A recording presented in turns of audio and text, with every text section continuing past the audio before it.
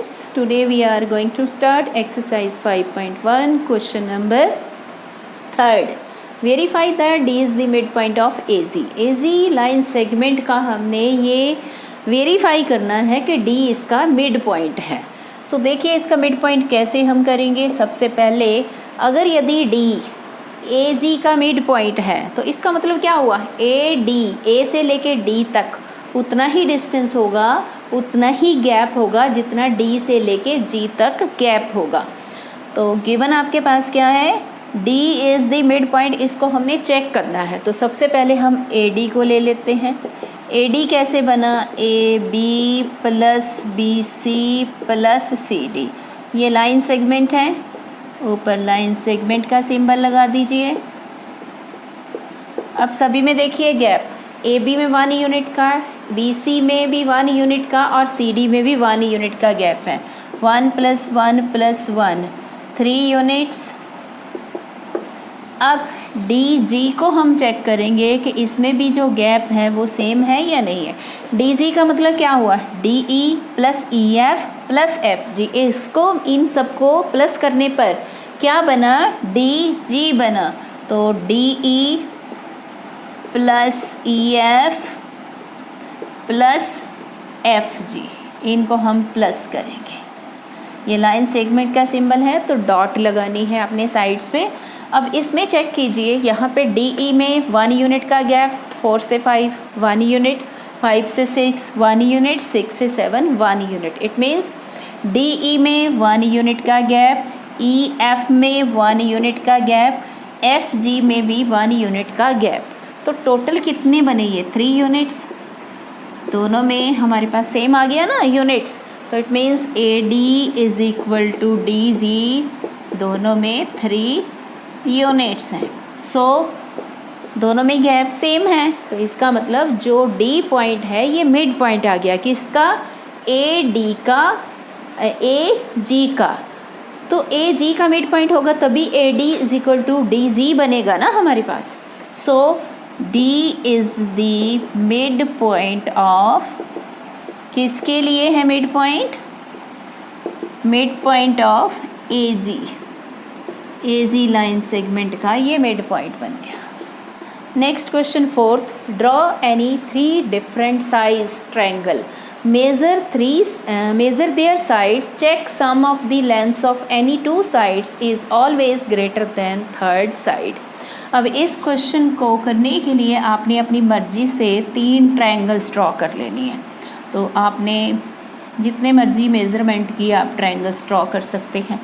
ये आपने फर्स्ट ले लिया, सेकंड में सेकंड ट्रायंगल ले ली, इसी वे से आप थर्ड ट्रायंगल ले सकते हैं।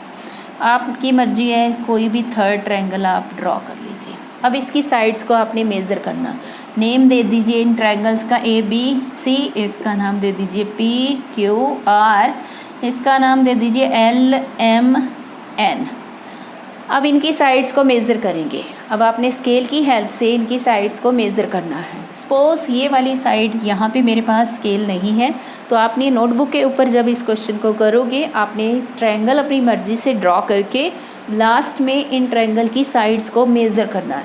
सपोज़ ये वाली साइड जो है हमारे पास है 2 सेंटीमीटर और ये वाली साइड हमारे पास है 4 सेंटीमीटर और ये वाली जो साइड है ये है 3 सेंटीमीटर। अब हम चेक करेंगे 2 साइड का जोड़ तीसरी साइड से बड़ा है कि नहीं।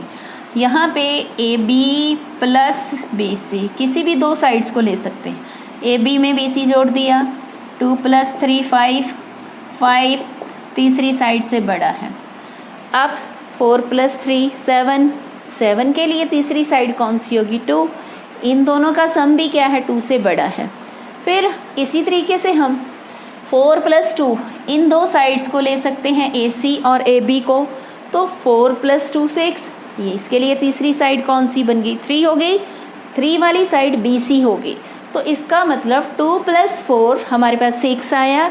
जो 6 है ये तीसरी साइड से भी बड़ा है। तो sum of 2 side is always greater than 3rd side. तो इसमें देखिए 3 + 4 7 ग्रेटर देन 2।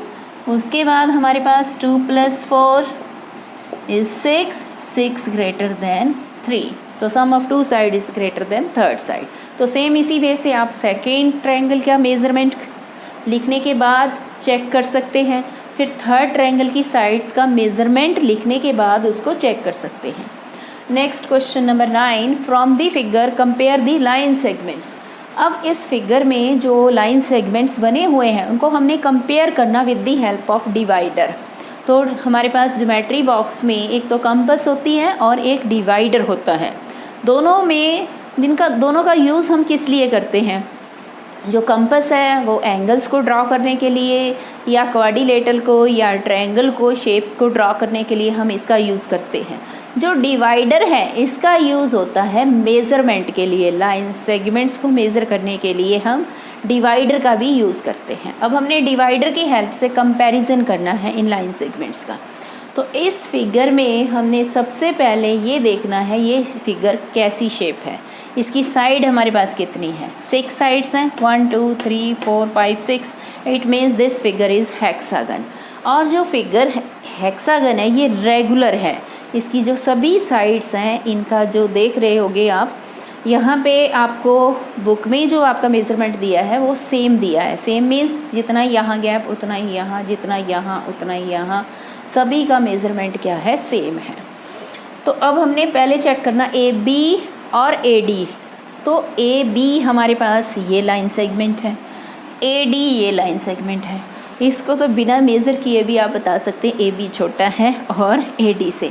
अब आपने डिवाइडर को कैसे रखना है, डिवाइडर के दोनों टिप्स को, एक को ए के ऊपर और एक को बी के ऊपर, उसके बाद उसी टिप को ए और डी के ऊपर, फिर उनका यूज़ स्केल से आपने उनका मेज़रमेंट देखना किसका मेज़रमेंट कम है और किसका मेज़रमेंट ज़्यादा है। तो ऑटोमेटिकली यहाँ पे ए बी छोटा है ए डी से, तो ए बी स्मॉलर है, और आप ऐसे बोल सकते हैं या ए डी क्या है, बड़ा है, या A B smaller than A D.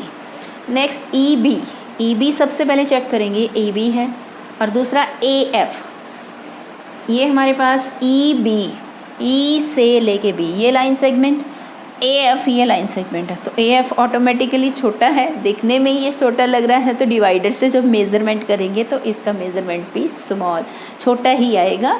तो हमारे पास ई बी लाइन सेगमेंट बड़ा है ए एफ से। नेक्स्ट ए डी और बी ई। अब ए डी ये लाइन सेगमेंट है और बी ई लाइन सेगमेंट ये है। जब हम डिवाइडर का यूज़ करके बी और ई पॉइंट के ऊपर हमने डिवाइडर को रखा, और सेम इसी वे से ए और डी पॉइंट के ऊपर रखा डिवाइडर को, और उस मेज़रमेंट को जब स्केल की हेल्प से चेक करेंगे, डिवाइडर को स्केल के ऊपर प्लेस करने के बाद हम चेक करेंगे, तो दोनों में किसका मेज़रमेंट ज़्यादा आएगा, ए डी का। जो ए डी है वो बी ई से बड़ा है, so A D greater than B E. Next is A B और सी डी। ए बी ये है और सी डी ये है, दोनों का मेज़रमेंट क्या है, सेम है, क्योंकि ये क्या है, रेगुलर आपके पास हेक्सागन है। तो A B is equal to C D. तो इस तरीके से आपने लाइन सेगमेंट को कंपेयर किया। And that's all students.